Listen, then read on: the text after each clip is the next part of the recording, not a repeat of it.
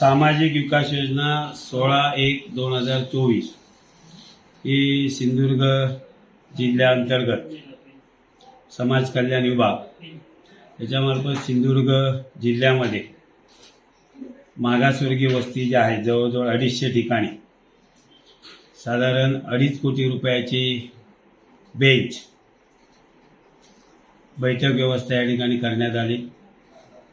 या अंतर्गत ही desk bench ग्रामपंचायतीला पोहोचण्यापूर्वीच ग्रामपंचायतीचं पत्र घेऊन समाज कल्याण विभागाने त्याचं बिलही 250 दलित वस्तीच्या ठिकाणी ही डेस्क बेंच बसण्यापूर्वी त्याचं पेमेंटसुद्धा अदा करण्याचं काम या समाज कल्याण विभागानं केलेलं आहे।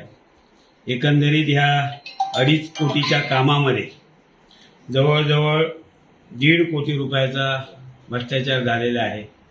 ज्या बेंचची किंमत साधारण मार्केटमध्ये 3,000 रुपये असेल, साधारण 3, 3,500, 2,500 म्हणजे जशी जशी स्पेसिफिकेशन असेल वजनावरती शेवटी या किमती ठरतात।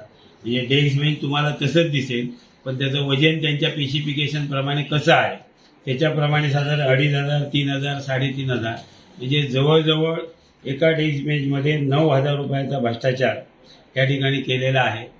त्यांच्या असलेल्या ऑर्डरमध्ये पावडर कोटेड असा उल्लेख आहे, पण माझ्या माहितीप्रमाणे मी ज्या ज्या ठिकाणी आम्ही फिरतोय त्या ठिकाणी ही डेस्क बेंच पावडर कोटेड नाही आहे। आता त्याला रस्टिंग चालू झालेलं आहे। म्हणजे ज्या पद्धतीत राजकोटला छत्रपती शिवाजी महाराजांचा पुतळा अत्यंत निकृष्ट दर्जाचा केला, तसं हे भारतरत्न डॉक्टर बाबासाहेब आंबेडकर सामाजिक विकास योजनेमधनं डॉक्टर बाबासाहेब आंबेडकरांचं नाव आहे। त्या राष्ट्रपुरुषाच्या नावाचा विचार न करता त्याही त्यांच्या नावाने असलेल्या जसं शिवाजी महाराजांच्या पुतळ्यामध्ये तसं डॉक्टर बाबासाहेब आंबेडकरांचं नाव असलेल्या या बेंचमध्ये सुद्धा या असलेल्या समाज कल्याणच्या या असलेल्या बेंचमध्ये या असलेल्या महायुतीच्या सरकारने भ्रष्टाचार केलेला आहे।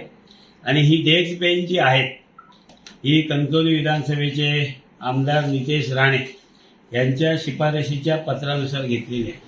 टाइम्स डिजिटलला लाईक करा, शेअर करा, सबस्क्राईब करा आणि बेल आयकॉन दाबायला विसरू नका। Times digital.